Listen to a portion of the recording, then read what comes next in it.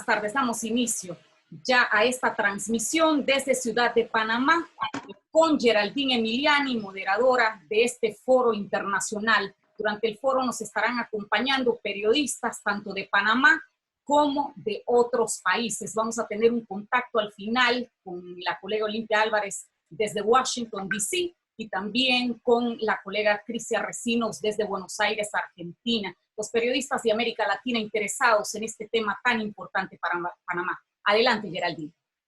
Gracias, Milagro. Buenas tardes. El G7 o el grupo de los 7 les da la bienvenida al foro La Constituyente y el Futuro de Panamá en su segunda versión. Un saludo de hermandad a los periodistas que nos acompañan en el día de hoy de la agencia La Voz de la Diáspora. El G7 o el grupo de los 7 es un grupo conformado por 7 amigos ciudadanos de este país y sus socios fundadores son Juan Jované, profesor titular y emérito de la Facultad de Economía de la Universidad de Panamá; Gerardo Berroa, periodista, director del diario La Estrella de Panamá y empresario; Olimpo Sáez, escritor y cónsul de Panamá en Perú; Temi de Ovaldía, empresario y analista político; Jorge Gamboa, profesional de la salud y ciudadano con más de 45 años comprometido con las reivindicaciones políticas y sociales del país;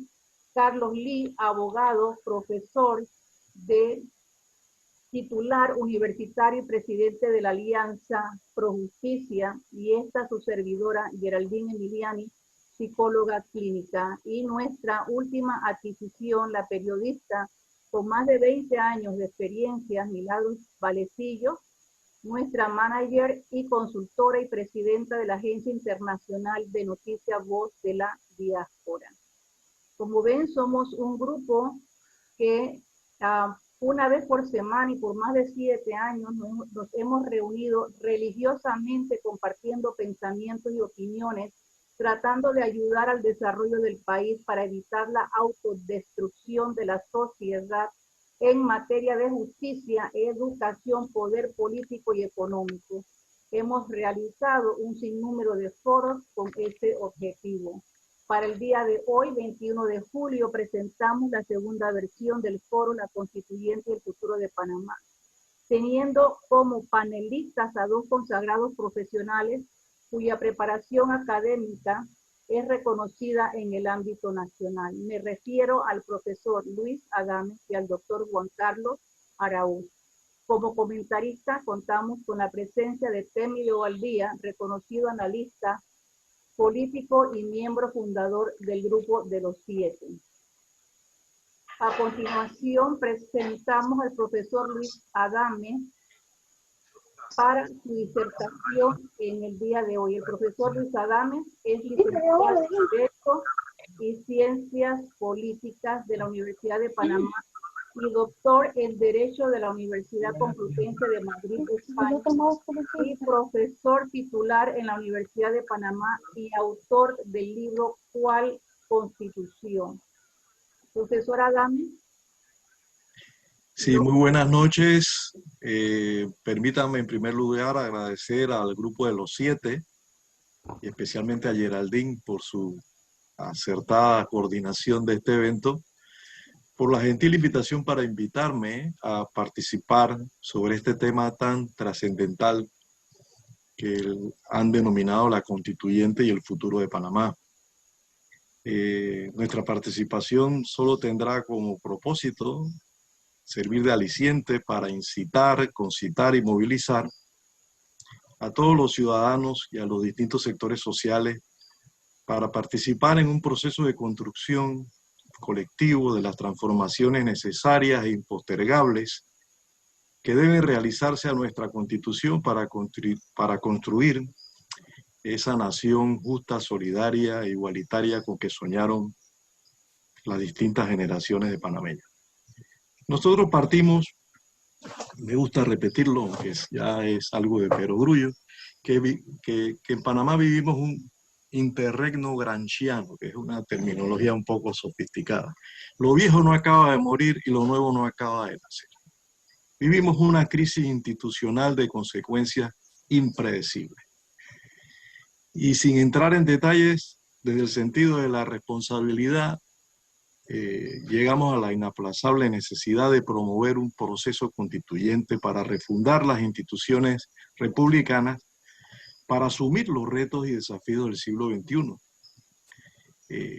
Parto de la premisa, y creo que no merece mayor análisis, que la democracia en nuestro país, la democracia que realmente existe, se ha convertido en una oligarquía o una plutocracia, en algunos casos, como diría Michelangelo Bovero, en una caquistocracia, es decir, el gobierno de los peores. Pero previamente considero necesario analizar el tan controvertido concepto de asamblea constituyente. En mi opinión, esta podemos definirla en dos sentidos. Un sentido formal, como aquel órgano colegiado de carácter extraordinario, representativo y temporal que se crea para elaborar un texto constitucional. Eso es la parte formal, ¿verdad? Se trata no de un órgano ordinario, sino extraordinario, no es de carácter de representación directa, sino de representación delegada, y por supuesto que tiene un carácter temporal. Por otro lado, desde el punto de vista material, podríamos definir la Constitución y también la constituyente como un predominio de los factores o como resultado de los factores reales de poder existente. De manera que supone la participación, obviamente, de todos en su elaboración. Así que esto es importante, ¿no? Tener básicamente un aspecto formal de la constituyente y de la Constitución y un aspecto real. Está condicionada por las realidades existentes. De manera pues que ese órgano constituyente tiene como características el ser original, es decir, no depende de ningún poder anterior. Esa es la Asamblea Constituyente. Es fundador porque supone una ruptura con el régimen político anterior y es incondicionado, es ilimitado y es soberano y en consecuencia no se trata de una categoría jurídica, sino una categoría prejurídica, una categoría política. De suerte pues que la constituyente supone un proceso de acumulación de fuerzas favorables al cambio y con voluntad de realizar las transformaciones y rupturas a la institucionalidad existente. Hans-Peter Schneider, un maestro alemán del derecho constitucional, dice que toda constitución tiene la característica de ser una utopía concreta. Sin embargo, opino que en nuestro país carecemos de un horizonte utópico que movilice a las mayorías populares a favor del cambio constitucional.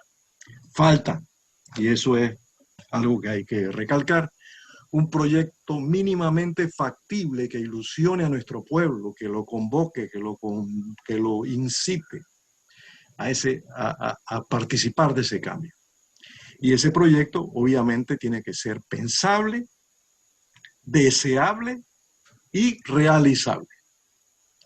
Para lograr ese propósito proponemos redimensionar o centrar el debate actual sobre qué es lo que debe cambiar en la Constitución actual. Para nosotros el centro de gravedad de los cambios que deben realizarse fundamentalmente a la organización del poder político. Sin perjuicio de otros cambios importantísimos, lo importante para nosotros, por eso decimos que es el centro de gravedad, que es una categoría de Clausewitz, ya viene de la filosofía militar. El centro de gravedad consiste en recomponer la estructura de las relaciones entre los órganos fundamentales que ejercen el poder del Estado. De manera que en ese aspecto esencial es que debe basarse el cambio constitucional. En Panamá, y ya es realmente impresionante, tenemos 5 proyectos completos de cambio constitucional. Hay una propuesta de constitución integral del Instituto de Estudios Nacionales del 94, otra de ILDEA del 93, hay una constitución de la Asamblea Nacional del Centenario de 2002, hay otra mucho más concreta que es la Visión 2020, e incluso una constitución bastante bien elaborada, desde el punto de vista técnico-jurídico en el año 2012 por la denominada Comisión de Notables. Estos aportes, en mi opinión, deberían complementarse con este enfoque integral para abordar el tema fundamental de la institucionalidad democrática, como lo es sin duda a lo que me he referido y que concretamente se relaciona con la efectiva separación y distribución equilibrada del poder entre los órganos principales del Estado y la implementación de un nuevo diseño institucional que permita la reconfiguración de la actual estructura para construir una democracia participativa y descentralizada. De manera que este enfoque para propiciar el cambio que nosotros planteamos es un poco contradictorio con el que ha prevalecido hasta ahora. Básicamente el enfoque ha sido normativista o legalista, sin abordar el principal problema de la política y del país. Esto es el problema del poder, especialmente, y en mi opinión, el exceso de poder que en nuestro país tiene el sistema presidencialista que yo califico de ultrapresidencialista. Estas posiciones, a pesar de sus importantes aportes, se han revelado insuficientes para movilizar a los distintos sectores que conforman la sociedad para exigir a los detentadores del poder la necesidad y urgencia de avanzar hacia un cambio integral de nuestras instituciones políticas. En mi propuesta, en cambio, intento resolver estas falencias con un enfoque basado, y hay que reconocerlo, en el pensamiento del maestro italiano Giovanni Sartori. Para Sartori, las constituciones no organizan solamente la casa del poder, sino que también son requeridas para la ingeniería del comportamiento. Es decir, tienen que crear estructuras que establezcan incentivos, recompensas y castigos para determinar la conducta de los protagonistas del poder político. En la concepción de Sartori, las estructuras jurídicas adecuadas aseguran un cierto tipo o deben asegurar un cierto tipo de comportamiento más allá de las intenciones de los que participan en la dinámica del poder. Para esta propuesta de diseño constitucional, nosotros hemos trazado ciertos objetivos generales que pasaré a describir de manera muy general. Bueno, en primer lugar, planteamos que hay que transformar el sistema presidencialista en un sistema semipresidencialista para construir un gobierno más democrático, más responsable y más gobernable. Y eso implica hacer responsable al Ejecutivo frente a la Asamblea Nacional y esta frente a la sociedad. Hay que potenciar la participación ciudadana y el control ciudadano del gobierno. Básicamente lo que se llama ahora la construcción de una democracia participativa. Obviamente hay que hacer una reingeniería total del poder legislativo para mejorar la calidad, la representatividad y la operatividad de la Asamblea Nacional. Reestructurar el Poder Judicial para garantizar su independencia, imparcialidad en el ejercicio de sus funciones y su responsabilidad ante las instituciones democráticas y la sociedad. Hay que despolitizar la justicia, desjudicializar la política, en fin, descentralizar el Estado sería uno de los últimos grandes objetivos generales, que pasamos así de manera muy rápida porque el tiempo no nos da para profundizar en cada uno de ellos. Estas metas creemos que son viables en este país, pero fundamentalmente creo que el cambio central debe consistir en sustituir el sistema ultrapresidencialista que actualmente existe, de suerte que sin renunciar a las desventajas que deben corregirse, pudiéramos adoptar un modelo que pudiera superar estas deficiencias a través de la adopción de un modelo o de un tipo de gobierno semipresidencialista. Mi tesis principal es que para transformar Panamá es fundamental modificar el modelo del sistema presidencialista existente de los albores de la República. Toda América Latina copió el presidencialismo americano y, como decía mi maestro César Quintero, el que copia, copia disparates. Y ese sistema nunca funcionó en América Latina. Hay que cambiarlo por un sistema de gobierno que contenga un auténtico equilibrio interorgánico entre los órganos e intraorgánico dentro del órgano ejecutivo, entre los poderes del Estado, que permita reemplazar ese presidencialismo imperial que por más de un siglo ha imperado en nuestro país. Básicamente, entonces, ese sistema que proponemos es un sistema semipresidencialista. Este nuevo modelo de arquitectura institucional del Estado tendría las siguientes características. Bueno, la existencia de un presidente elegido cada 5 años y un primer ministro escogido por este y ratificado por la Asamblea Nacional, quienes comparten el poder ejecutivo. Es decir, un gobierno bicéfalo, se llama sistema mixto, se le llama también sistema mixto o de ejecutivo dual. Hay 2 cabezas en la cima del poder.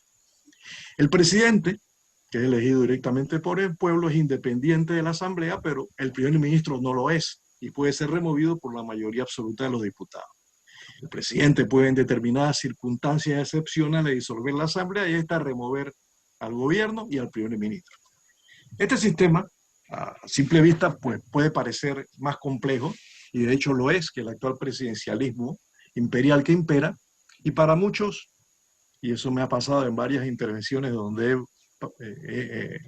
he explicado o he intentado explicar este sistema, que se aleja de nuestras realidades cotidianas. Sin embargo, pienso con Mencken, que es un autor norteamericano muy famoso, que para todo problema humano hay una solución sencilla, clara y equivocada. Por lo que si somos capaces de superar a lo nuevo, lo podemos realizar, sin duda. Eso sería básicamente un poco para alejar los temores a los cambios que a todos nos provoca esta iniciativa que parece tan audaz. Para muchos panameños es necesario, es inaplazable disminuir los excesivos poderes que ejerce el presidente de la República. Nuestra propuesta no pretende, constitucionalmente hablando, ser un salto al vacío. No es que vamos a introducir un sistema parlamentario donde cambian todos los esquemas mentales y tradicionales de la política, sino un cambio de modelo de gobierno en un país en un sistema que el país tiene habilidades y destrezas, ¿verdad? La democracia ya tiene algunos años y tenemos un manejo institucional bastante, desde el punto de vista, bueno, no de los resultados, pero desde el punto de vista de la estabilidad del régimen democrático, podemos decir que ya tenemos ciertas habilidades y destrezas en esta materia.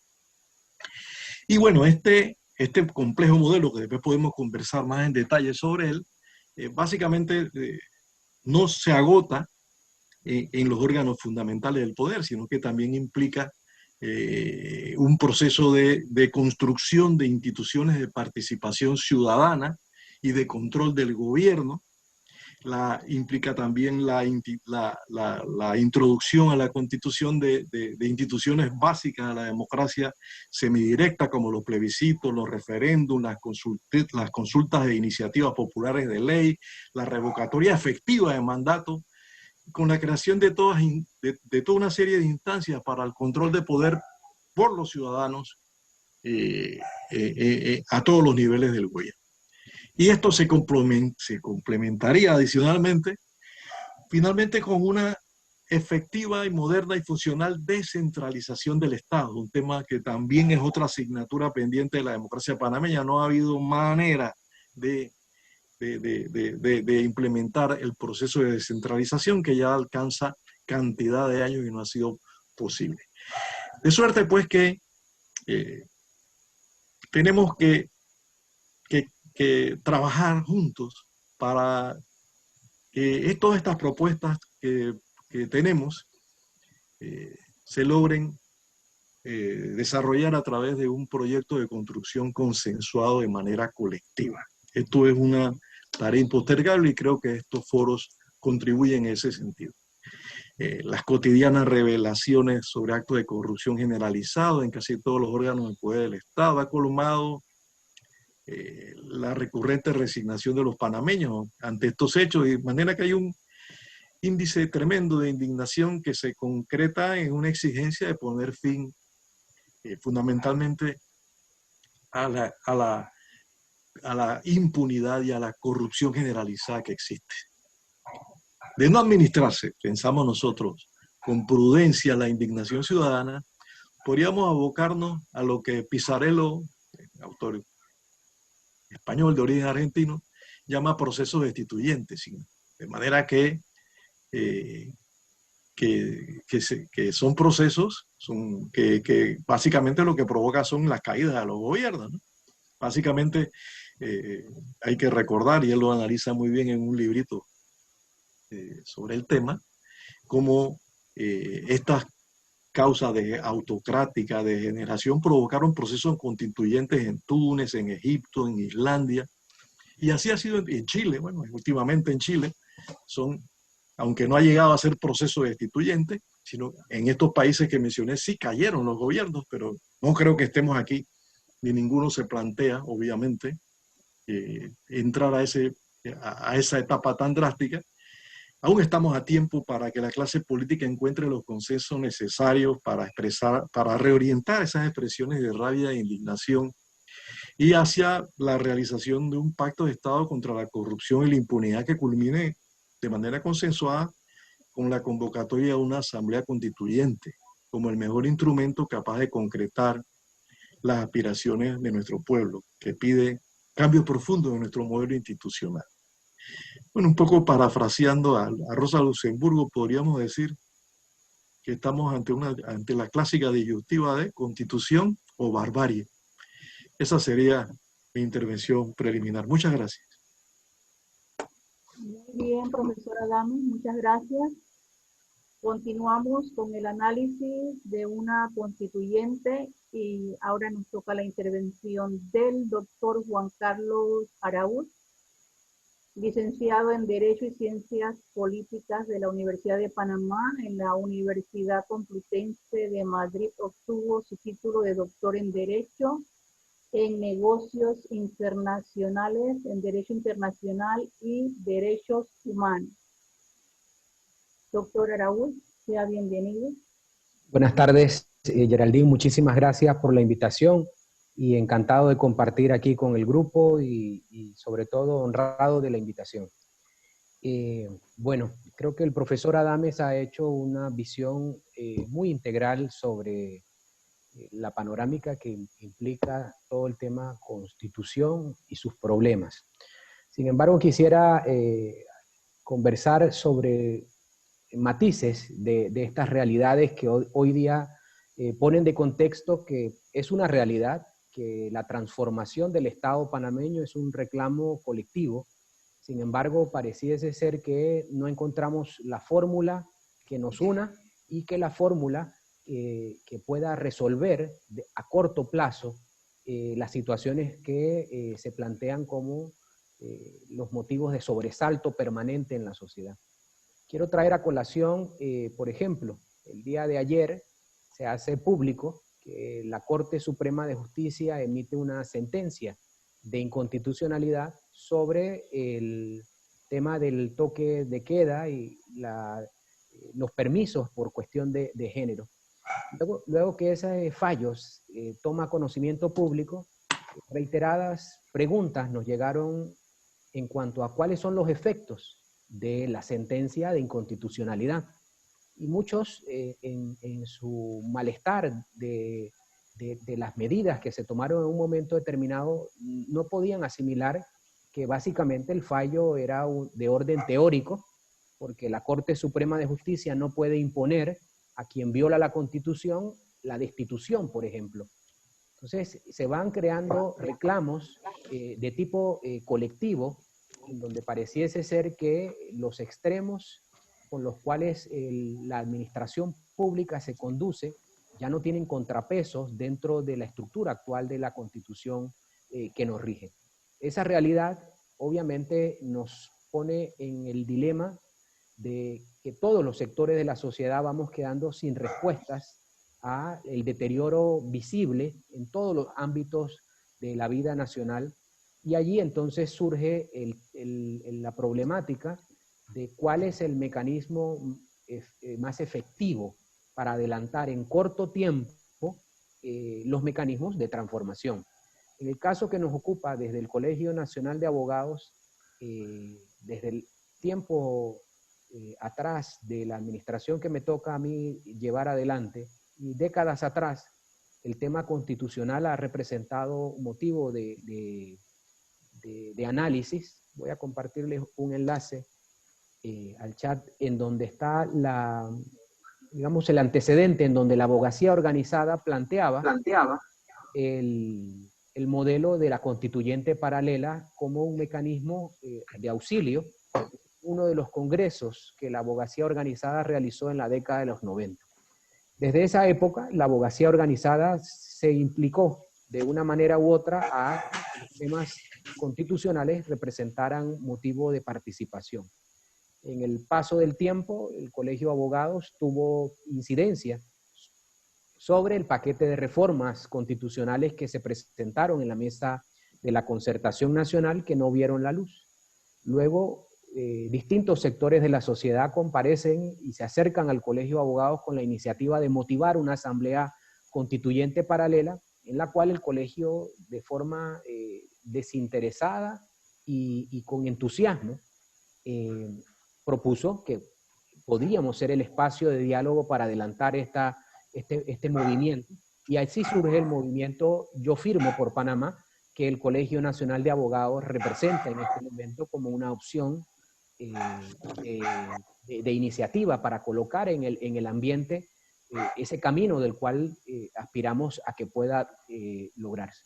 Sin embargo, advertimos que en el camino la existencia de diferencias en la sociedad en su conjunto, es decir, la desconfianza colectiva, los pasados históricos que las distintas fuerzas políticas enfrentan, los intereses entrelazados en los distintos ámbitos de actuación de estos factores reales de poder que nos habló el profesor Adame, queda obviamente de manifiesto que todavía no hay cuál es el punto que nos une para poder nosotros recorrer un camino en avanzada.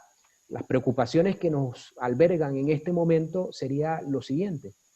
El ciudadano se ha conformado con entender que las transformaciones solo las realizan los gobiernos que llegan a administrar la cosa pública. Es decir, el ciudadano a nivel nacional todavía no ha podido constatar su poder realmente transformador en la medida que estos mecanismos como la constituyente paralela o la constituyente originaria, en el caso de que también se pueda promover, el ciudadano no ha tenido ese momento de cohesión como para impulsarlo. Eso nos pone entonces de manifiesto cuál es el verdadero reto para definir el futuro del país.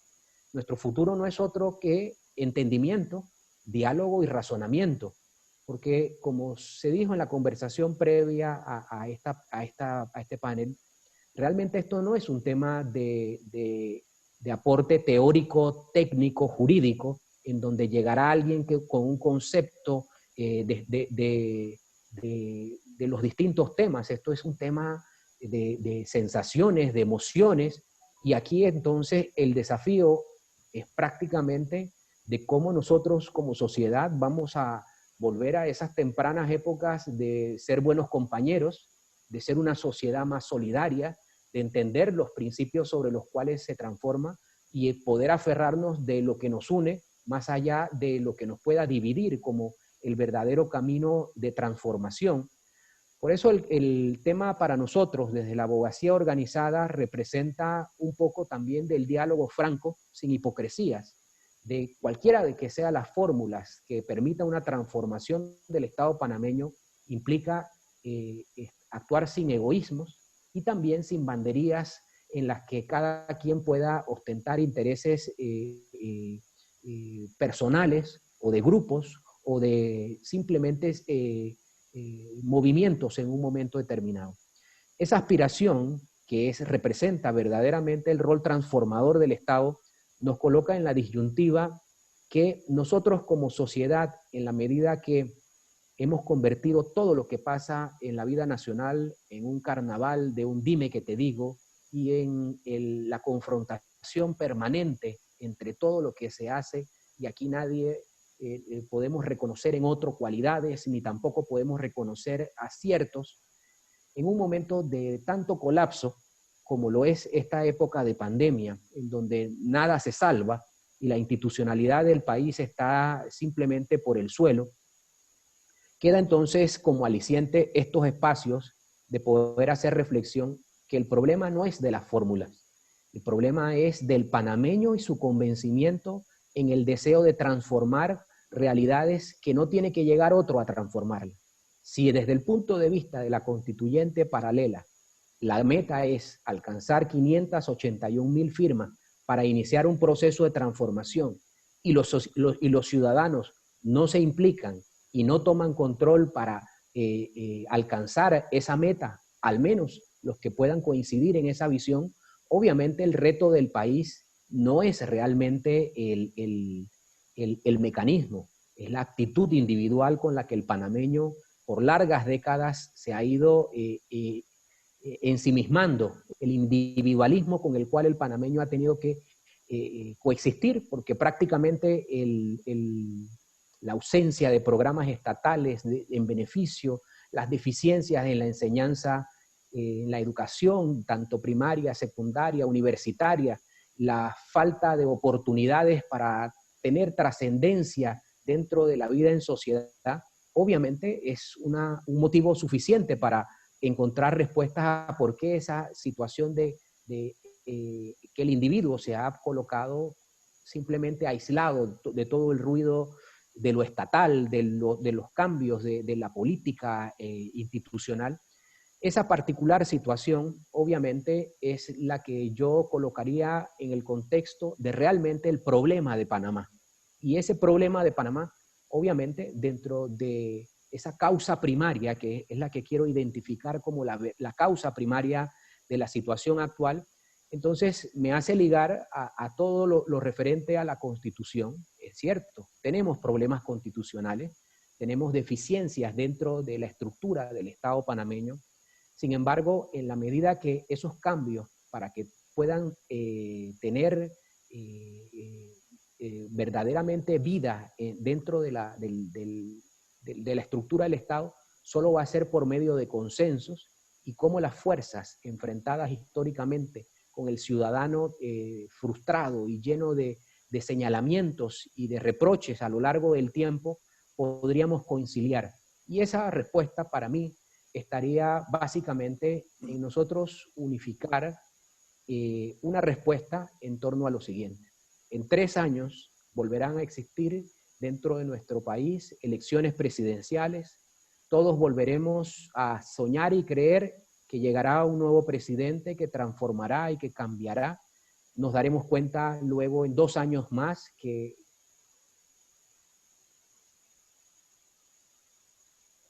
se congeló la pantalla.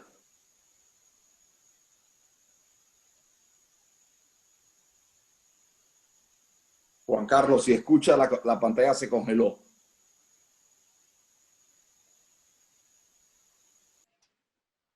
Milagro. Exacto, tuvimos inconvenientes técnicos con la pantalla. Geraldine, podríamos pasar algunas preguntas mientras corregimos. Ahí está ya. Adelante, si tuvimos problemas técnicos. Que esa constituyente que se nos plantea tiene etapas, y esas etapas inician con la recolección de firmas. Si no se alcanza la recolección de firmas, prácticamente tendremos simplemente nuevamente la única opción, que llegue un gobierno, que tome las riendas, que haga la transformación, pero depende de otro. Y mi planteamiento es, si lo que depende de mí, yo no lo hago y no lo ejecuto, ¿yo cómo puedo entonces aspirar a que el modelo de transformación o con el cual pretenda hacer los cambios sea la excusa o la significancia sobre la cual no me movilizo? Yo creería y estoy convencido de que es un tema en el que todos los ciudadanos debemos movilizarnos de una u otra manera. Cualquier corriente, cualquier modelo de transformación, pero tiene que existir un momento en el que el reconocimiento colectivo es que este Estado ya no da más y que en este Estado no puede continuar de una manera en la que la ilusión sea quién gana las elecciones en el 2024 como el hecho transformador, Sin embargo, todo aparentaría que en las condiciones actuales de división y distancia en los que los sectores de la sociedad se mantienen, nos conformaríamos con eso. Sin embargo, estos espacios permiten apelar a esa conciencia individual que nos permita sumarnos, que nos permita tener esa coherencia sobre la transformación que se necesita. En el caso de los sectores profesionales que nosotros podemos participar, tenemos una cuota adicional de responsabilidad. Puntualmente, los abogados conocemos las interioridades plenas y amplias del Estado panameño y todos sus defectos. Y sin respuestas a la actual situación institucional del Estado, yo concluiría preguntándome simplemente ¿por qué no impulsar lo que podría convertir en una realidad que nosotros no dependamos del poder político y dependamos del poder ciudadano? Muchísimas gracias. Gracias, doctor Juan Carlos Araúz, presidente del Colegio Nacional de Abogados. Procedemos a pasarle el micrófono a don Temi de Ovaldía, miembro del G7, que en esta ocasión participa como comentarista. Temi. Buenas noches, muchas gracias. Felicito a los expositores, la verdad que excelentes planteamientos. En primer lugar, voy a estar un poquito fuera de orden porque quiero recomendarle una serie de Netflix que se llama Borgen. Borgen es el nombre popular con que se conoce el Palacio de Gobierno de Dinamarca. El día que comencé a verlo me acordé mucho con Gerardo Berroa y me quedaba hasta las 5 de la mañana viéndola. Son tres seasons con 10 capítulos cada uno. Les va a entusiasmar porque es la combinación de cómo se gobierna un Estado parlamentario, pero además de eso el papel de los medios de comunicación, y toca muy bien el papel de los medios de comunicación hoy en día con el tema de las redes sociales. Es una serie que fue hecha hace como 8 años y se la recomiendo. Se escribe así, Borgen, B-O-R-G-E-N, y les va a encantar porque vamos a entender un poquito más de estos temas. Yo he participado en varios temas que tienen que ver con el debate que hay en la sociedad sobre el tema constituyente. Y recuerdo que un día me hicieron una pregunta y me dijeron por qué la Constitución americana solo tenía un par de decenas de artículos y por qué la Constitución panameña tenía varios cientos de artículos. Y tuve que explicarles, porque yo también hice mis estudios en Derecho, nunca ejercí el Derecho, hice mis 5 años de Derecho y tuve la oportunidad de tener profesores como, digo yo, la época dorada del Derecho, probablemente igual que Luis Adames, con profesores como Camilo Pérez, como profesores como César Quintero, y bueno, ahora América Guerra Viela, el profesor Jorge Lombana, el profesor Jorge Fábrega, bueno, la época dorada de quizás los mejores profesores donde estudiar Derecho en la Universidad de Panamá realmente valía la pena. Y siempre recuerdo las palabras de Camilo Pérez, donde él te llevaba al mundo del derecho romano. Y vemos ahí la gran diferencia entre el derecho anglosajón y el derecho romano. El derecho anglosajón está estrictamente basado en las costumbres, y las costumbres es una base importante de las leyes que se desarrollan en los países que practiquen el derecho anglosajón. Y por lo tanto, los que venimos del derecho romano, como los panameños, el papel del senador era muy importante, y el senador legislaba sobre las vidas de las personas. Y sobre todo, por eso que las constituyentes nuestras son constituyentes de un alto volumen de artículos, porque no vienen exactamente de la costumbre, sino de la voluntad del senador o de la voluntad del legislador que legisla sobre los temas nacionales. Ahí está la gran diferencia. La Constitución americana, por ejemplo, que mucha gente pone de ejemplo, aborda temas muy específicos sobre lo que es la esencia de la nación americana, pero las leyes son las que desarrollan entonces todo lo que tiene que ver con la convivencia que debe haber en una sociedad democrática. Dicho esto, hay un par de temas que me llaman la atención de la muy buena exposición de Luis Adames, que puedo estar de acuerdo casi que en la mayoría de los puntos, y en algunos quizá no voy de acuerdo, pero él habla de la ilusión popular. Y creo que tiene toda la razón. No hay ilusión popular, porque este pueblo hace muchísimos años, y se lo dice a alguien que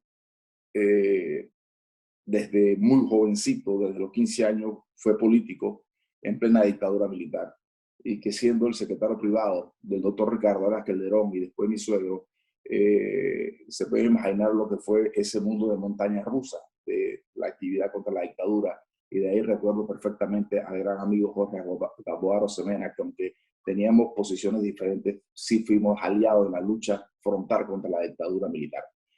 Dicho todo esto, desde hace muchos años, y yo que estoy por llegar a los 60 años, puedo decir con absoluta claridad de que hace muchísimos años este pueblo se ha ido despegando, se ha ido alejando de la participación que le corresponde en una sociedad, porque no hay cosas que lo ilusionen.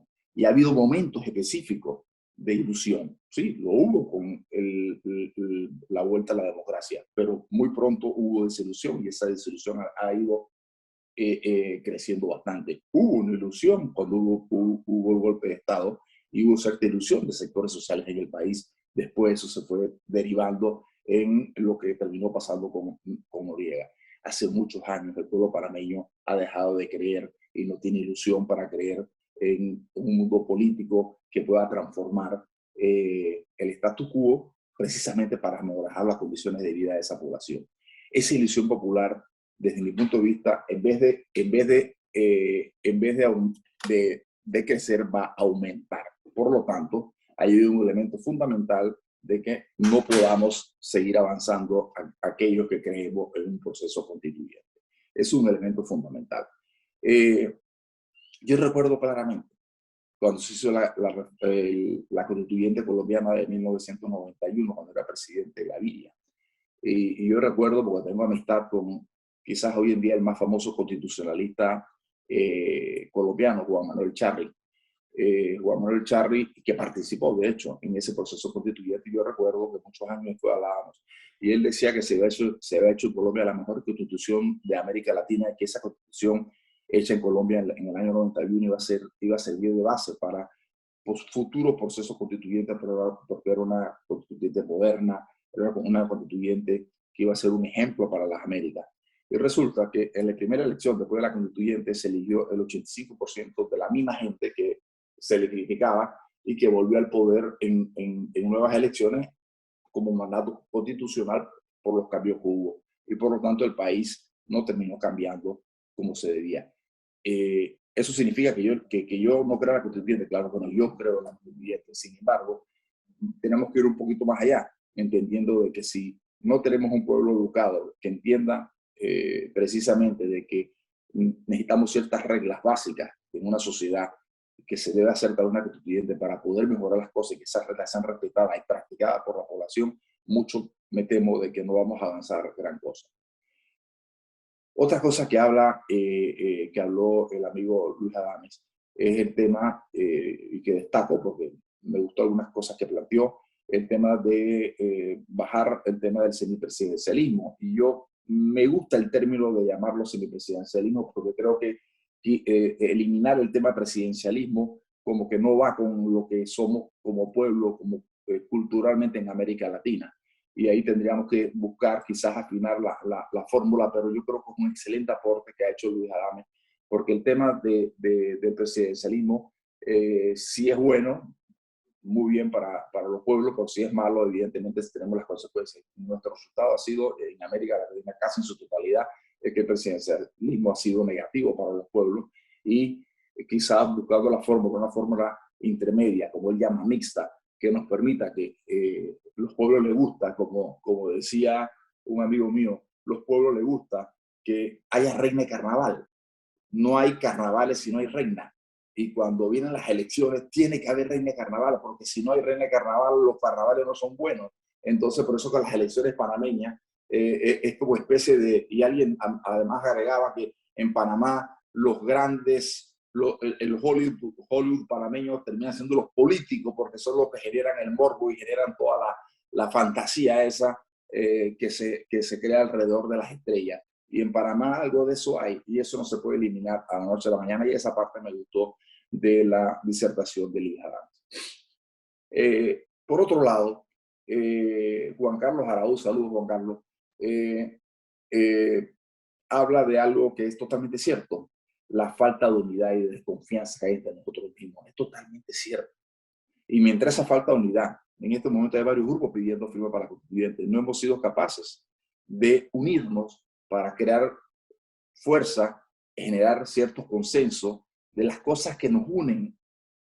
Sí, el solo hecho de que nos ponamos de acuerdo en las cosas que nos unen para cambiar la Constitución, creo que sería suficientemente importante, y ver unidos a todos aquellos que creemos en la constituyente y los diferentes grupos que están pidiendo, todos unidos, promoviendo lo que llaman los gringos bullet point, puntos concretos de lo que creemos, para que la gente lo entienda mejor, de lo que creemos debe cambiar la Constitución.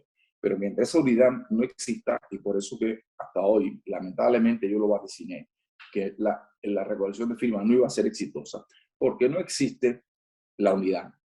Y lo remarcaba Juan Carlos, hay desconfianza entre los grupos y no nos hemos puesto de acuerdo en un mínimo de elementos básicos que nos unan y que digamos vamos a luchar por estos elementos básicos. ¿Y cuáles son los elementos que nos van a unir a todos? Precisamente los que planteaban ambos, tanto Adames como Juan Carlos, son los elementos que tienen que ver con institucionalidad democrática, separación de poderes, buscar los mecanismos para acabar la corrupción. Mientras esto no se dé, creo que va a ser muy difícil que un proceso constituyente tenga éxito. Pero Juan Carlos ha agregado otro punto muy interesante y la verdad muy puntual que me gustó mucho. Y yo mismo, Juan Carlos, lograste que con tu planteamiento yo ubicara algo hace rato que estaba buscando en mi cabeza. Es que la gente entiende, no solamente más de allá, que alejada de su participación, porque nuestro pueblo no está entendiendo de su capacidad, del poder de la participación y de lo que él puede hacer para cambiar las cosas. Esto que ha dicho Juan Carlos, de que la población espera que el gobierno sea el que promueva los cambios, y es totalmente cierto. Y hemos visto que esa realidad se ha transformado para nosotros en frustración, porque ¿qué termina pasando? Han habido 3 gobiernos que han prometido reformas constitucionales, perdón, 4. Lo trató de hacer en algún momento dado Martinelli, bueno, lanzó la bomba de que iba a hacer y no la hizo. Después vino Varela con una supuesta promesa electoral, fue supuesta porque no la llevó a cabo, y lo mismo Nito Cortizo, y murió en su cuna, porque los diputados quisieron jugar otro rol, y la verdad es que no había ningún interés del gobierno de impulsar una reforma constitucional, y se puso de acuerdo con los diputados para tirar eso al piso como donde está hoy en día, sin ninguna discusión, y eso se murió en su seno.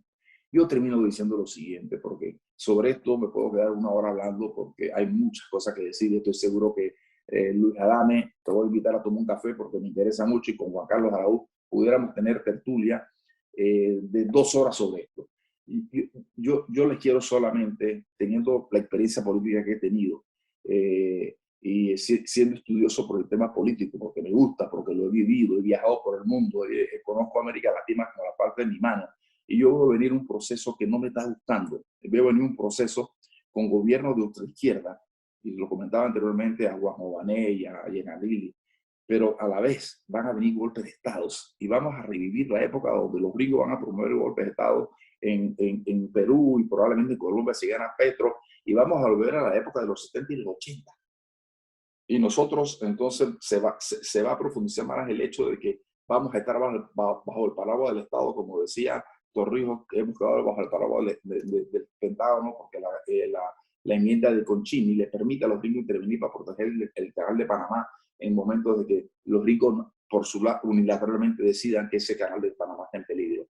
Y ese es mi gran temor. Entonces no estamos generando gobiernos que crean en el libre mercado, pero que con una visión social, que implique que haya más equidad en la sociedad, que implique que la gente se sienta que es parte del desarrollo de un país. Y como no estamos generando esos gobiernos, van a volver los gobiernos, están volviendo los gobiernos de izquierda más radical. Eso va a llevar a que se militaricen las Fuerzas Armadas, que ya están militarizadas y muchas entrenadas en los Estados Unidos, y volvamos a los episodios negros de las dictaduras militares de derecha, y volvamos nuevamente a episodios que ya muchos de nosotros hemos vivido y que se puede repetir nuevamente en América Latina, lamentablemente. Dicho esto, Yo solamente quiero terminar diciéndole lo siguiente. Como no creo que la constituyente se va a poder realizar mediante los actos que hemos estado haciendo, lamentablemente, por los elementos que explicó muy bien Luis Adami, por los elementos que explicó muy bien Juan Carlos Araúz, por la ilusión que no existe, por la falta de unidad, por la falta de desconfianza en nosotros mismos, porque el pueblo entiende que los cambios los debe llevar adelante, y ese es un término clave.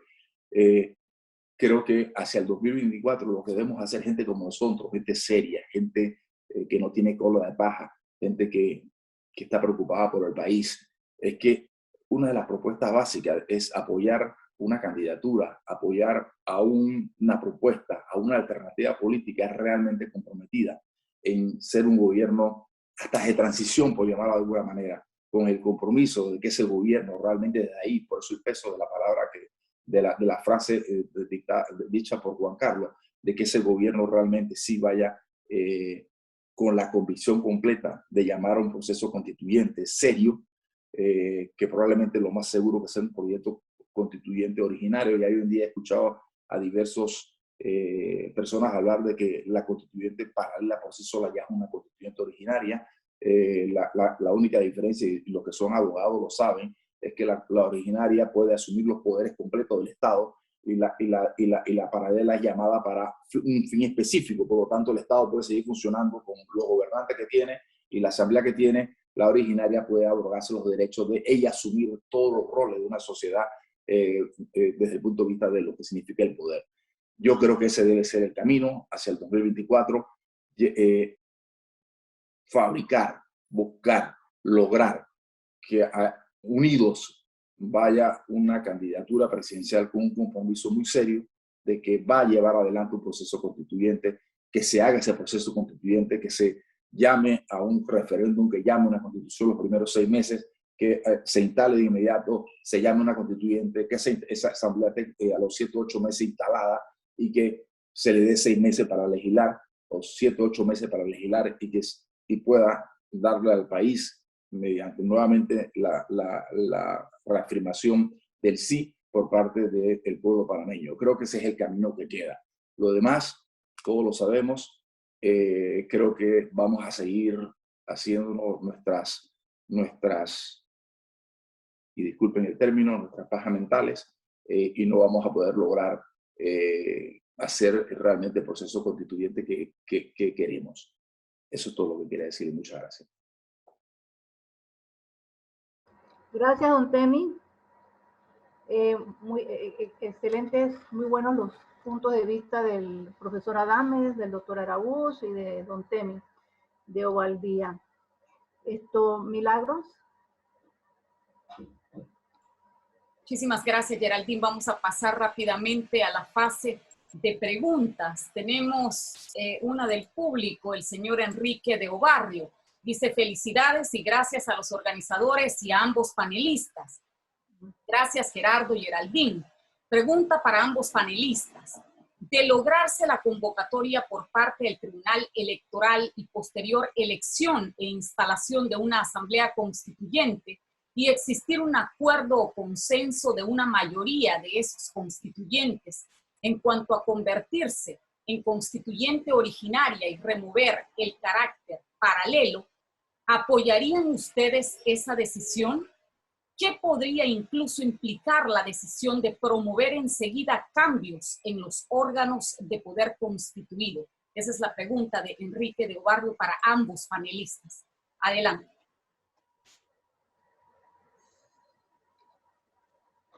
Luis, no se le oye. Luis. Tienes el micrófono. Lo tienes en mute. Ya, es que me habían cerrado. Ya. Bueno, muchas gracias por la pregunta. Esa pregunta es obviamente controversial, pero que yo desde mi libro de 2015 lo he planteado. Básicamente la Asamblea Constituyente Paralela, a mi juicio, es un oxímoron. Eso no existe. Las asambleas constituyentes son asambleas constituyentes. Tienen todo el poder. No es posible que unos poderes preconstituidos o prepolíticos puedan condicionar una asamblea constituyente. Y ahora que Temi recordó la constituyente colombiana. Recuerdo haber estudiado el tema y esa asamblea constituyente comenzó muy limitada.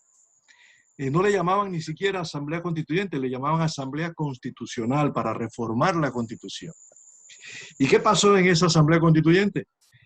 Que esa asamblea constituyente decidió asumir su protagonismo real, que es la totalidad del poder político, y hasta suspendió la Asamblea Nacional. La cerró. ¿Qué dijo la Corte colombiana? Que es un fallo extraordinario, que yo lo guardo porque ese es el kit del debate, que el poder del pueblo soberano no se podía limitar y que era perfectamente válido ese proceso de transformación de asamblea para reformar a la asamblea constituyente total. Y es más, la Corte colombiana en ese momento, 1990, ese fallo es realmente extraordinario, se dijo que ellos mismos no tenían capacidad de conocer de las objeciones u oposiciones a esas decisiones, porque esa era una expresión del soberano.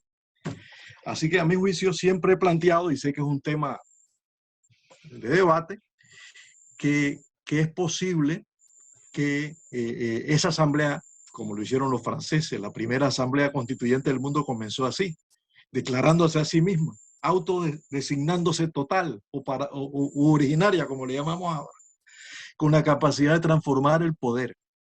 Pero luego ha habido otros fallos y otras decisiones en Colombia y en Costa Rica, ¿no? Donde la propia Constitución limita la capacidad para realizar estos cambios profundos. Porque recuerdo el tema de la reelección de Uribe. Se aprobó la reforma constitucional para reelegir a Uribe hace unos años ya, y la Corte la declaró inconstitucional sin tener competencia, porque la Constitución colombiana solamente le daba competencia a la Corte para conocer la forma y no el fondo. Y la Corte colombiana creó una tesis que se llama la tesis de la teoría de la sustitución de la Constitución. Que y a mi juicio eso fue lo que hizo el constituyente nuestro en el 2004, que esa lesión de la soberanía popular que implican esas limitaciones que se introdujeron al artículo 314 son inconstitucionales porque lesionan los valores fundamentales de la soberanía popular. Así que, en síntesis, no veo, y eso lo saben los que se oponen a una asamblea constituyente en cualquiera de sus denominaciones, eso lo saben, que una asamblea constituyente, una vez asume el poder, lo va a asumir en su totalidad, con total poder. Y nada va a poder impedir, a mi juicio, es una opinión personal, que realice las transformaciones y los cambios después que cuente con el apoyo popular y el consenso suficiente dentro de la misma asamblea. Bien, quedo ahí. Adelante, vamos con nuestro panelista Juan Carlos Araúz. Adelante con su respuesta, por favor. Muchísimas gracias por la pregunta, Enrique de Barrio. Yo me sumo a los pensamientos del doctor Adames. O sea, yo creo en un constituyente independiente. Una vez el constituyente sentado en su posición como tal, no existe paradigma que no pueda romper. Ellos se van a convertir en los padres de la patria, verdaderos padres de la patria, en los refundadores del Estado y como tal tendrán toda la competencia. Por eso más relevante que el diagnóstico externo sobre los problemas constitucionales es la identidad de los constituyentes, sus pensamientos, su forma de ver la vida, es decir, la prudencia con la cual se puedan conducir en un momento, porque no se trata de promover la remoción de quien sea o como sea, se trata de transformar por alguna razón, y donde se encuentren obviamente esos motivos de transformación, el constituyente en su conjunto estará validado por el poder ciudadano y no existen límites. Y una vez sentado, hay que repetir lo siguiente.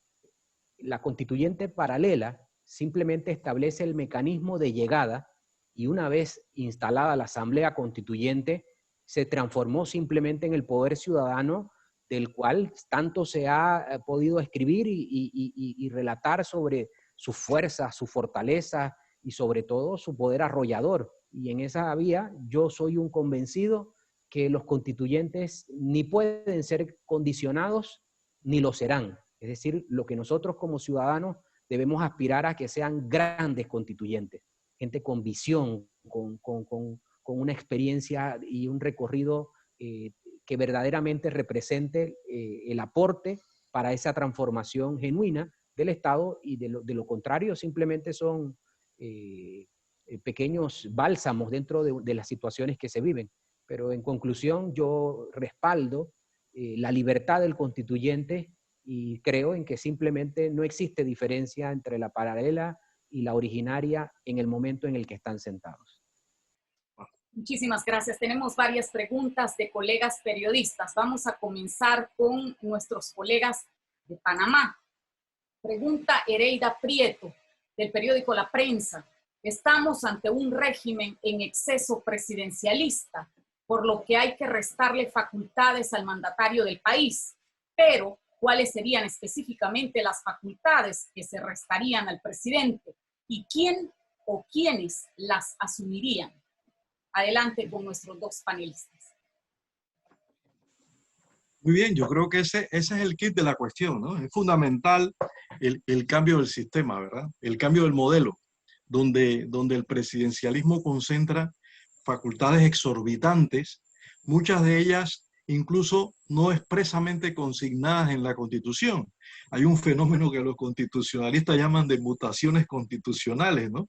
A pesar de que no están a veces tan expresas, el poder presidencial es tal en nuestro país y también en la mayoría de los regímenes presidencialistas de América Latina, que el presidente de la República resuelve lo trascendental. Es decir, si vamos a renegociar el contrato más importante del siglo XXI en Panamá con la minera Panamá, hasta lo trivial, si se fue el agua en Santiago en los últimos 3 días, tiene que ir el presidente de la República a resolverlo. Entonces, eso hay que partir de que es excesivo, y eso está en nuestro ADN, todo lo vemos en función del Ejecutivo, ¿verdad? Pero dicho esto, hay potestades fundamentales del presidente de la República. La primera, la pluma, el presupuesto general del Estado. Aquí se pasan hablando de la Asamblea, pero la Asamblea no tiene poder presupuestario. Todas las partidas, todos los gastos, todas las erogaciones pasan por la autorización y por la aprobación del presidente de la República. Él, por supuesto, negocia con sus aliados y con su bancada y con los partidos aliados, y prácticamente no hay oposición, todos están alineados al poder, las prebendas y las participaciones que al final son mínimas en comparación con los otros 26.000 millones de dólares que están bajo el paraguas del presidente de la República. Esa sería la fundamental para empezar, ¿verdad? En segundo lugar, lo que vemos ahora con el caso de Martinelli y los pinchazos, ¿verdad? El control de la seguridad pública. ¿Qué es lo primero que hizo Martinelli cuando llegó al poder? Eliminó un decreto ley que regulaba al Consejo de Seguridad Pública y Defensa Nacional de acuerdo a parámetros homologables con Europa, el manejo de las instituciones de la seguridad pública, con control judicial y parlamentario de las intervenciones telefónicas, sobre pretexto de que era un proyecto autoritario. ¿Pero para qué? Para quedarnos en la anomia y para poder hacer todos los tipos de intervenciones que hoy prácticamente ha reconocido en la última nota que dirigió a Balbín Herrera pidiendo perdón, aunque no directamente se acusa a él, pero eso es lo que hace. La seguridad pública está en manos del presidente de la República. Los estamentos de seguridad pública se han remilitarizado, ese es otro gran tema que tendría que abordar una constituyente, pero todo eso depende del presidente. El otro tema fundamental para nuestra cultura, el estado elefantiásico que tenemos. El presidente tiene la llave de la planilla. Tenemos un país con 240.000 empleados públicos. Cataluña tiene 15 millones de habitantes y tiene menos empleados públicos que Panamá. un tercio de los panameños son empleados públicos. Todo mundo quiere ser empleado público en este país. Es un drama increíble y eso está en manos del Ejecutivo. Y por supuesto, podríamos pasarnos una hora enumerando las funciones adicionales del presidente, nombrar a los magistrados de la Corte Suprema de Justicia, elegir un magistrado del Tribunal Electoral, en fin, hay tal cantidad de funciones y de actividades que eso es realmente abrumador. Eso sería mi comentario. Muchísimas gracias. Doctor Araúz, Serena Prieto, le pregunta a usted, hay un grave problema en el órgano judicial, donde se podría decir que la justicia está comprometida gracias al sistema de elección de sus miembros. Entonces, ¿qué propuesta tiene el Colegio Nacional de Abogados para dar independencia real a este órgano del Estado? Adelante con su respuesta. Sí, yo le agradezco la pregunta y debo coincidir, o sea, la justicia en nuestro país vive arrodillada y vive arrodillada desde la misma estructura en la que el presupuesto de la justicia depende del órgano ejecutivo y esa dependencia hace que la justicia no tenga un funcionamiento correcto. Entonces, por lo tanto, la Constitución tiene que garantizar con un mecanismo más severo el tema del presupuesto para la justicia y su disposición, tal como la autoridad del canal dispone de su presupuesto, por ejemplo. Estaría también el tema de la designación de magistrados de la Corte Suprema de Justicia junto al del Procurador General de la Nación y Procurador de la Administración. La justicia, para hacer contrapeso, no puede estar entrelazada a lo político. Pero nosotros, dentro de esa deformidad, obviamente estaría también el grado de institucionalidad con el cual el propio órgano judicial empieza a redefinir sus espacios, y yo creería que el cambio constitucional para la justicia es simplemente el nacimiento de una nueva forma de pensar cómo funciona la administración de justicia en el diario vivir, pero estaría centrado en independencia presupuestaria junto con el régimen de designaciones y el tema de la carrera judicial que garantice real permanencia para los servidores judiciales. Muchísimas gracias. Tenemos otra pregunta de Miriam Lazo, nuestra colega periodista del periódico El Panamá América. Esta pregunta es para el señor Temi de Ovaldía. Dice, polarización política versus constituyente. ¿Cómo se manejará? ¿Consideran ustedes que existe el ambiente propicio para discutir un proceso constituyente y por qué? Adelante, señor de Ovaldía. Muchas gracias por la pregunta. En primer lugar, nunca es bueno para un proceso constituyente, salvo cuando hay unas crisis terribles. Mucha gente critica que en el año 90 no se hizo un proceso constituyente, aunque hubo gente que la quiso impulsar, pero finalmente el mismo no tuvo el consenso y no se impulsó ese proceso constituyente. Después, creo que la democracia cristiana en 1992 lanzó unas reformas a la Constitución y la misma fue derrotada en un referéndum porque, como todos sabemos en este país y en América Latina, la gente termina votando por la popularidad o la impopularidad del gobierno. Eso es un elemento también que hemos abordado, pero que es parte de la realidad de que existe en este país. Yo creo que cada vez se hace más relevante, cada vez se hace más necesaria un proceso constituyente en Panamá, precisamente para hacer lo que ha dicho con absoluta claridad nuestro panelista, que es darle un fundamento realmente de poder al marco institucional de este país, donde realmente hay una independencia de los poderes de este país. Y yo en este punto quiero destacar algo que es para mí fundamental. El órgano más importante del Estado no es el Ejecutivo y no es el Legislativo, es el Judicial. Y ustedes me preguntarán por qué. Porque es el órgano que equilibra al resto de los órganos del Estado. Cuando el órgano judicial funciona y funciona independiente, aplicando la ley de verdad, créanme, amigos que están acompañándonos en este foro. El órgano ejecutivo y el órgano legislativo van a tener que cumplir la ley ellos también. Y en ese momento, el Estado comienza a tener mucho mejor desarrollo por lo que significa el hecho de tener que enfrentar la justicia.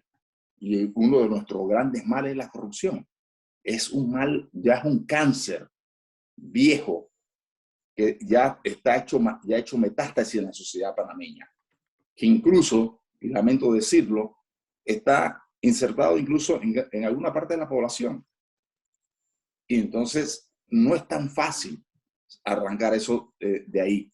Y el proceso constituyente es un avance, pero que tiene que ser, y aquí esto para mí es clave, que una vez se haga ese proceso constituyente, tiene que haber la mayor unidad posible, precisamente para que los que vayan a gobernar comiencen a implementar esta reforma, comiencen a respetar la ley, y que de ahí, porque cuando, y esta es realidad pura, cuando un presidente respeta la ley, cuando un presidente no roba, cuando un presidente cumple lo que tiene que cumplir, sus funcionarios no se van a atrever a robar. Aquí hemos visto un par de gobiernos. Robaba el de arriba y comenzó a robar todo el mundo, porque ya es una justificación para todo el de abajo. Ya nadie, no hay pena del policía de pedirte la coima de inmediato. Yo he tenido casos donde, y me pasó hace poco, ¿sí? Cometí una infracción y el policía se me acercó y me dijo, pero esto, señor, esto le va a salir caro. Y yo dije, no me pida. Si usted me pide coima, me va a tener que llamar a un medio de comunicación que venga aquí porque usted me está pidiendo una coima. Y le dije, póngame la boleta y yo me voy. Y me puse la boleta y me fui. Entonces, si no comenzamos nosotros desde arriba hacia abajo a implementar, y parece mentira cómo aprendemos de los ejemplos. Cuando tu padre es corrupto, tú eres corrupto. Pero si tu padre es honesto, tú, en alguna medida hay una probabilidad seria de que tú también seas honesto. Y así tenemos que, en alguna medida, ir implementando eso, porque si no nos pasa lo que pasa en Colombia, que hicieron supuestamente una buena constitución y después volvieron los mismos políticos de siempre y volvieron a transgredir las leyes. Y la Corte, yo conozco un caso de un famoso empresario panameño de que él en privado decía, yo tengo mi magistrado, el magistrado está todavía, y ese es mi magistrado, y él es el que falla a favor mío, y ese es mi magistrado. Y conozco otra famosa firma de abogados que dice, no, mis contactos son estos dos magistrados, y por ahí yo logro que las cosas se hagan como yo quiero que se hagan. Entonces, si no cambiamos eso, no vamos a poder cambiar el país. Muchísimas gracias por su respuesta. Tenemos una pregunta más de Errol Caballero. Nos pregunta, ¿cómo se podría garantizar efectivamente la separación de poderes, que un órgano del Estado no influya en la labor del otro? Esta pregunta es para nuestros panelistas de la noche, Juan Carlos Araúz y el profesor Adames. Adelante, señor Araúz. Sí, básicamente la independencia comienza por garantizar el funcionamiento. En el caso de las instituciones de justicia, si usted tiene que la Corte o el Ministerio Público cada 3 meses tienen que tocar la puerta de la Asamblea para garantizar su presupuesto de funcionamiento, en cualquier momento una investigación puede sufrir retrasos, obstáculos, porque el Instituto de Medicina Legal y Ciencia Forense, cuando tiene necesidades de tecnología, reactivos, etcétera, no va a producir lo que la justicia requiere para avanzar de forma eficiente. Es decir, los mecanismos de la administración del presupuesto se convierten en el verdadero embudo o cuello de botella para cercenar el funcionamiento en activo de una institución. Luego también existe ese temor reverencial o el agradecimiento eterno. Es decir, si a mí me nombra el presidente de la República, de alguna manera siempre existirá esa sensación en la que yo me debo considerar un aliado. Es decir, nuestra cultura dentro de la estructura del Estado panameño, aquí nadie gana por mérito ninguna posición. Todo tiene que ver con una vinculación, un afecto especial. Entonces, en la medida en la que nosotros tengamos una sociedad que verdaderamente tenga designaciones por méritos, concursos de oposiciones para ocupar las plazas públicas, usted tendría que las instituciones se puedan comportar de una forma más independiente. pero en la medida en que todo gira a lo que comentábamos al principio.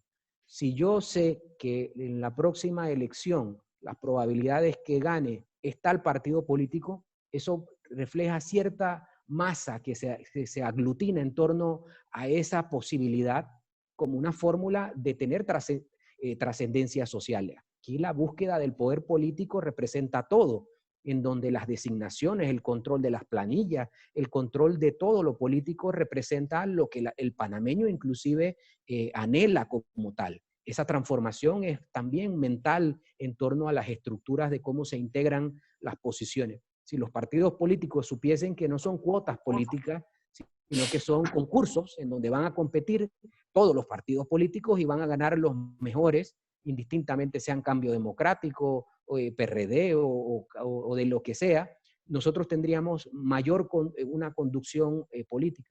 Pero como todo es por afectividad política, usted no tiene manera de garantizar hoy día real independencia en nada en este país. Y por eso nosotros tenemos que hablar de la constituyente es hablar sin hipocresía y garantizar que el diálogo sea franco.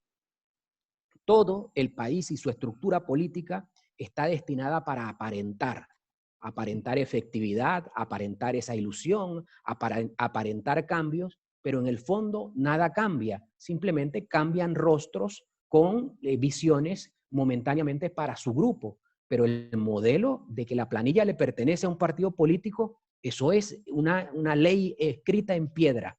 La planilla es del que gana y las posiciones las designa el que gana. Por lo tanto, usted en este país no puede tener independencia en nada. Aquí no existe independencia ni va a existir si el modelo de designación en los cargos públicos es simplemente afectividad. Y eso me lleva a un reproche también que quiero dejar manifiesto. Nosotros pareciese que siempre repetimos que los cambios debiesen ser de personas, es decir, de actitud. Y yo realmente soy contrario a esa tesis de que esto es un problema de personas. Nuestra estructura sin pesos, sin contrapesos, dentro de la arquitectura legal, desde la Constitución hasta abajo, es la que obviamente permite que esa teoría avance, porque si yo soy bueno, obviamente me voy a comportar como bueno. Pero si yo soy malo y tengo un comportamiento deliberado a delinquir, voy a delinquir, pero no hay consecuencias, porque simplemente yo tengo la convicción de que el sistema no está previsto para regular lo político. Y concluyo diciendo, en la estructura del Estado panameño, lo político siempre va a estar por encima de lo jurídico con el modelo que nosotros tenemos de constitución, de juego político, de ilusión, de fantasía y sobre todo de engaño, porque al final esto es un engaño reiterado cada 5 años, en el que pretendemos transmitir simplemente ganar. O sea, aquí la lucha es por ganar cada 5 años para controlar. Todo lo demás es simplemente una aspiración desde lo más lejano, como si estuviésemos en un planeta tan apartado al mundo de la realidad. Sin embargo, la respuesta concreta es: no existirá independencia si no hay un modelo de nombramiento en base a méritos, concursos y habilidades y destrezas de cada quien. Muchísimas gracias. Tenemos la siguiente pregunta para el profesor Adames. En esta oportunidad, la colega Olimpia Álvarez desde Washington, D.C. Vamos a darle el pase a ella. Olimpia, buenas noches. Hasta Washington. Adelante con la pregunta. Buenas noches, son las 8:35 de la noche en la costa este de los Estados Unidos. Gracias por permitirme realizar estas preguntas. Básicamente, ¿cuál sería el alcance de esta nueva constitución en Panamá y de qué manera el ejercicio que está realizando Panamá camino a una constituyente se convertiría en un modelo para el resto de Latinoamérica?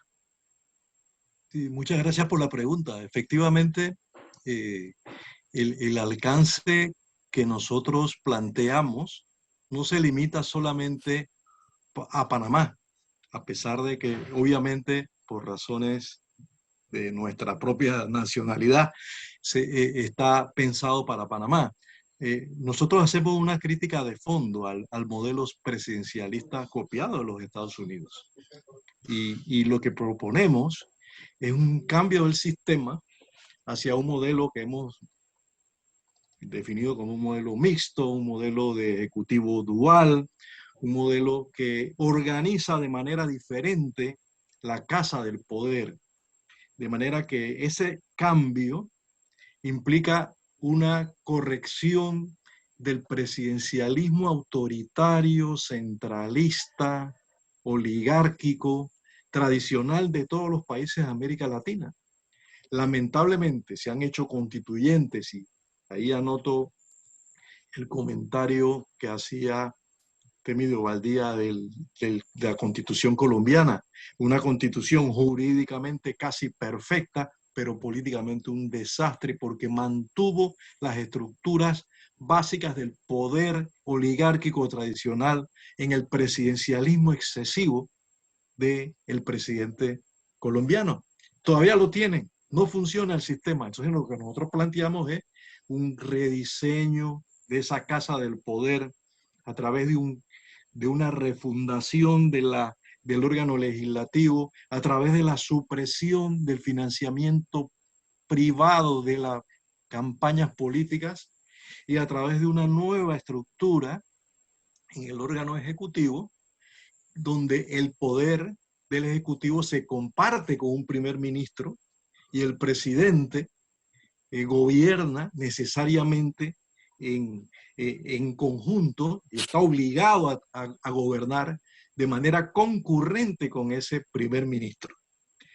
Es básicamente una adaptación, que no es una copia, porque he tratado de adaptarla a Panamá y por ende a América Latina, del modelo semipresidencial francés de la Constitución de 1958. Los franceses siempre han sido innovadores y crearon con Montesquieu la teoría de la separación de los poderes, una forma de controlar el poder y que es hoy por hoy todavía vigente. Pero adicionalmente con la Constitución del 58 crearon otro modelo, que el poder también se distribuye, no solamente dividiéndolo, sino también compartiéndolo. Y eso es lo que haría un nuevo ejecutivo bicéfalo de carácter semipresidencial en Panamá. Evitaría ese excesivo autoritarismo que por la propia lógica de nuestras patrias concentra todo el poder político en un presidente imperial, como le llaman en México. Entonces, por ahí más o menos iría el cambio. Gracias. Muchísimas gracias por su respuesta. Y hemos traído a un miembro de la audiencia a esta sala para que pueda de manera directa realizar su pregunta. Me refiero al señor Enoch Adams. Adelante con su pregunta para nuestros panelistas de esta noche. Saludos a los panelistas. ¿Me escuchan bien? ¿Sí? Perfecto. Ya. La primera observación que quiero hacer es que este no es un tema de abogados solamente, aun cuando pareciera que lo fuera. Lo segundo, todo el debate es un debate meramente supraestructural de una institucionalidad jurídico-política. Creo que sin duda es importante una refundación de la República y en ella el Estado y sus componentes.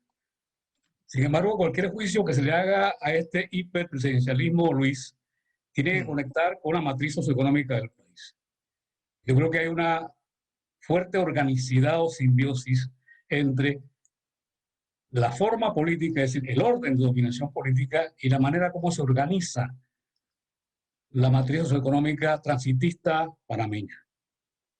Esta relación de complementariedad es en gran medida una fórmula quizás exitosa de un modelo de acumulación que conlleva una construcción de pasivo político, digamos, en términos de la forma mediante la cual se construye el orden y la participación social limitada y excluyente y concentradora tanto de la política como de la economía.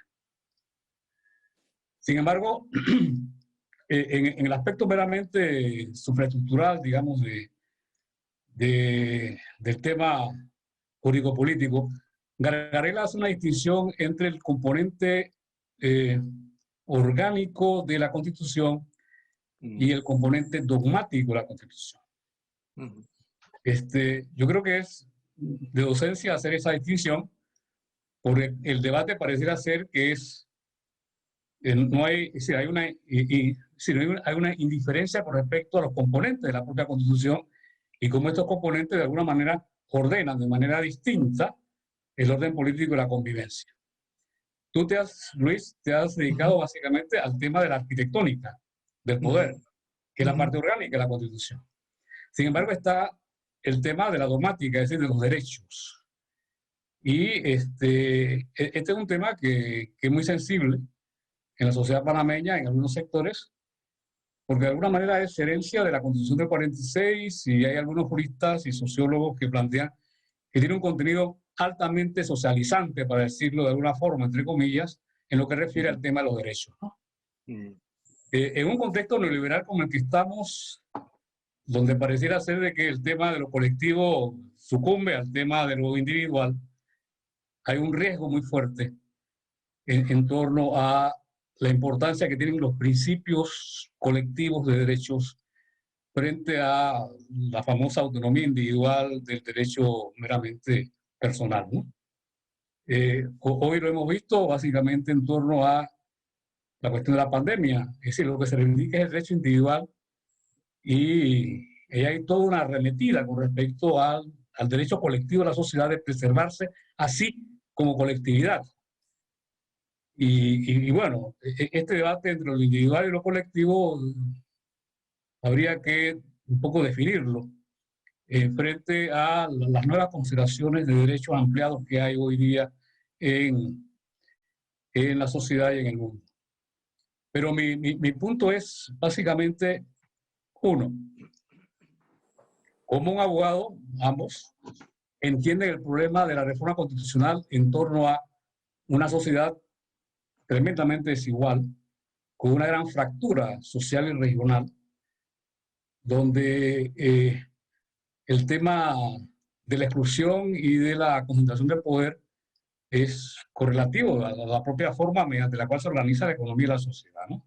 Es decir, cómo se abordaría un debate deliberativo, como lo plantea Gargarella, de un ideal regulativo de democracia deliberativa que tiene que ser expandir el debate y la reflexión colectiva para entrar a pensar en cómo nos vamos a organizar. Es decir, si esto es meramente un debate de abogados o de sociólogos o de politólogos y no incluimos a la sociedad en su conjunto en una concepción expansiva de la democracia deliberativa que incorpore a todos los actores, no tiene mayor sentido una reforma constitucional o un proceso constitucional, porque sería un proceso debatido entre expertos para pensarlo en el peor de los escenarios, de burócratas de partidos políticos, imagínate, y bueno, de una élite que de alguna manera ha mangoneado, digamos, política y jurídicamente este país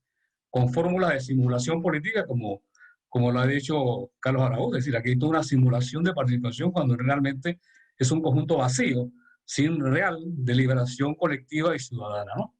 Entonces, el tema es doble. Una, los componentes constitucionales de una reforma, cómo habría que abordarlos sin que esto implique una anulación de uno con respecto al otro, tanto el componente orgánico como el dogmático. Y creo que es importante que cuando se le presente un debate a la sociedad panameña se le entienda de que en términos generales hay dos componentes importantes y que esto tiene que ser considerado como parte de la docencia que implica una reflexión colectiva sobre un cambio constitucional. Y lo segundo, por supuesto, cómo conecta el tema de una transformación constitucional que implica una alteración de la forma estatal y política actualmente existente en una sociedad con una matriz socioeconómica como la que tenemos. Digo, para ir más allá del tema meramente de abogados, es decir, yo creo que el tema de la matriz económica, el transitismo, la desigualdad, sociales regionales, realmente una fractura social que imposibilita una real participación en la sociedad panameña. Y el clientelismo se nutre justamente de todo esto, ¿no? Y termino con lo siguiente, es decir, cuando tú haces la consideración sobre un Estado hipertrofiado en su administración pública, bueno, es que se ha convertido en un empleador, porque el modelo económico lo que produce es informalidad y desempleo. Y la estabilidad política pasa por la clientela y sin duda esto tiene que impactar en la burocracia del Estado, ¿no? Es ambos, a Carlos y a Luis. Bien. Bueno, sí, bueno, gracias, profesor, por su atinado análisis que comparto plenamente. Y nuestra perspectiva efectivamente es institucionalista, estructuralista, fundamentalmente jurídica. Básicamente es un análisis de un rediseño institucional del aparato del Estado para tratarlo de hacerlo más democrático, más responsable, más gobernable. Eso se aborda de manera exhaustiva, o lo abordo de manera exhaustiva con un propósito fundamentalmente de recabar la mayor cantidad de consensos posibles. Creo que desde el punto de vista de las instituciones y de las propuestas jurídicas y políticas que planteamos, es muy probable que pensaba, todavía no estoy muy seguro después de cómo ha ido evolucionando, que pudiéramos encontrar importantes niveles de consenso en los cambios institucionales que hay que hacer en el aparato del Estado. Y mientras se llegaba a eso, por supuesto que no descartaba, y de hecho no lo he publicado, pero lo tengo, propuestas integrales para hacia el modelo económico, al modelo social, al catálogo de los derechos fundamentales, a nuevas instituciones jurídicas de garantía, en fin.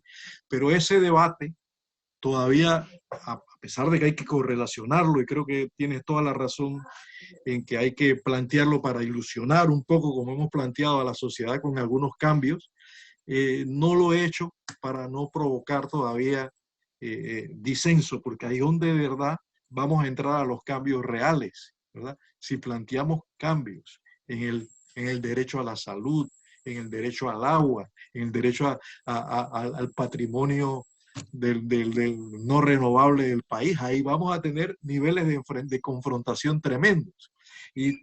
Pero debe llegar un momento en que podemos entrar en eso. De momento, y a pesar de que, bueno, quizás que sea también uno de los motivos por lo cual no se logra ilusionar mucho a la gente, porque estos temas son, claro, de abogados, de politólogos, de juristas que no tenemos esa capacidad de contactar muy bien con las aspiraciones de la sociedad. Creo que hay que ser mucho más, y ahí creo que tienes un punto muy importante a considerar. Hay que ser mucho más proactivo a la hora de plantear concretamente qué cambios sociales y económicos debemos hacer para poder transformar el país. De momento yo lo he quedado ahí porque en la parte institucional, pero si la cosa evolucionara, obviamente tengo propuestas al respecto, pero todavía sería prematuro, en mi opinión.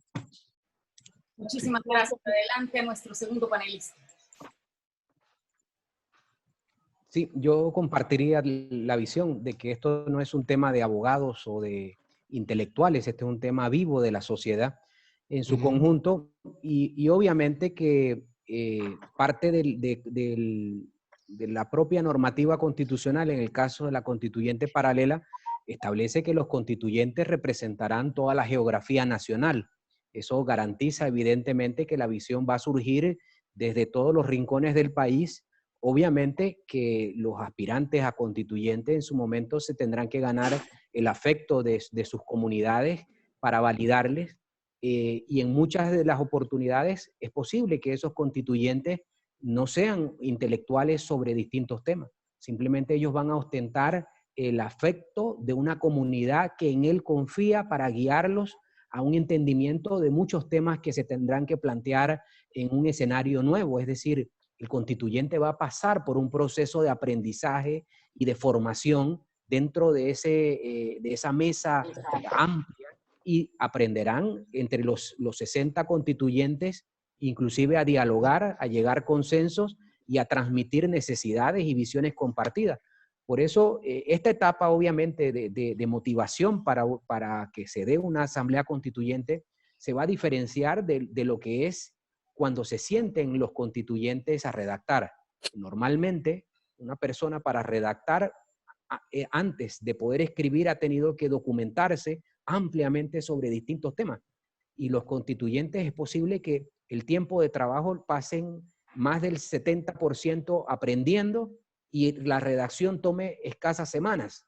Es decir, el aprendizaje con el cual el constituyente llega va a estar claramente determinado en que no se trata de una persona que tenga en su cabeza toda la formación para redactar. Si nos lo proponemos, 15 personas en 3 días pueden redactar una constitución. Sin embargo, eso no es el proyecto de transformación del Estado. El proyecto de transformación del Estado implica el entendimiento de necesidades, realidades y contextos que solo representa a alguien que lo vive, que lo siente, que tiene ese arraigo a esos puntos. Los pueblos originarios, las comunidades campesinas, los temas que tienen que ver con salud, educación, vivienda, toda la estructura de los gobiernos locales. Es decir, habrá de todo dentro de ese catálogo que permita saber que esta primera etapa en la que posiblemente los grupos profesionales puedan eclipsar la discusión, queden rezagados y el rol de esta primera etapa sea luego mirar a los que se atrevieron a postularse, a presentarse, se ganaron el voto popular y son los que van a ostentar la responsabilidad de transformar el Estado en atención a esa visión de origen y la que construirán de común acuerdo como un panel de 60 constituyentes en el caso de la constituyente paralela. Perfecto, tenemos la última pregunta de la noche, que es de Enrique de Obarrio. Nos pregunta, ¿cómo asegurar que con la actual correlación de fuerzas y falta de cultura política podremos postular y elegir a constituyentes grandes, como dice el colega Juan Carlos, probos, comprometidos con el interés general y el bien común? Adelante. Yo me atrevo a tomarme la palabra aquí para que cierre nuestro panelista. Es el riesgo que tenemos que asumir como sociedad. Nada va a garantizar que vamos a tener los mejores constituyentes, pero es el riesgo que una sociedad tiene que asumir con miras a avanzar.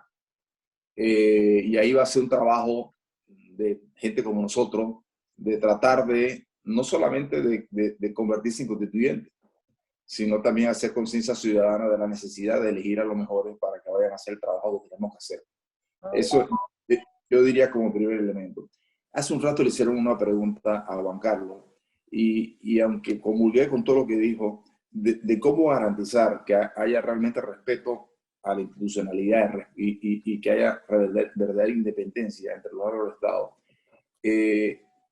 hay algo que se le quedó por fuera a Juan Carlos, porque comulgo con todo lo demás lo que dijo. Necesitamos gente valiente. Sin gente valiente no vamos a poder transformar este país. ¿Y qué significa gente valiente? Que vayan a ocupar su puesto y a ejercer su labor en base a derecho y que lo defiendan a muerte. Y en este país, lamentablemente, a mí me llama para pedir mi opinión política todos los políticos panameños. Y yo le digo exactamente lo que pienso. O sea, exacto. A algunos les gusta, otros me dan la gracia, algunos no me vuelven a llamar, pero me llaman todos. Ayer, por casualidad, me encontré a un juez de los jueces superiores de la Corte Suprema de Justicia, que estuvo conmigo en la universidad. Como yo no me dediqué al derecho, así que... Y me lo encontré y hablamos un buen rato. Tenía muchos años no verlo. Y me decía que él está viendo ahí cómo se manejan entre bambalinas, porque la situación interna es terrible. Y lo conozco, porque conozco a otra persona que trabaja adentro. Y cuando yo estuve en la dirección de noticias de TVN, me acuerdo que me llegaron varios jueces a darme toda clase de información de lo que había pasado, así que conozco bastante de la autoridad. Y me decía, yo le decía, pero hay que ser valiente. Y él me decía, es muy difícil ser valiente cuando eres de los pocos. Imagínense la respuesta. Es difícil ser valiente cuando tú eres uno de los pocos. O sea, que la gran mayoría están ahí haciendo exactamente lo contrario de lo que dice la Constitución, lo que dicen las leyes, de lo que esperamos los panameños de ser en este país. Necesitamos gente valiente. Muchísimas gracias por su intervención. Por razones de tiempo, vamos con Geraldine Emiliani. Adelante.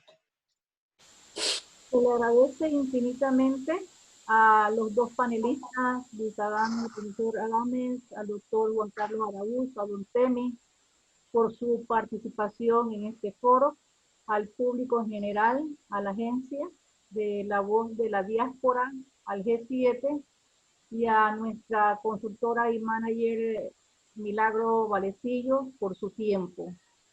Buenas noches y hasta pronto.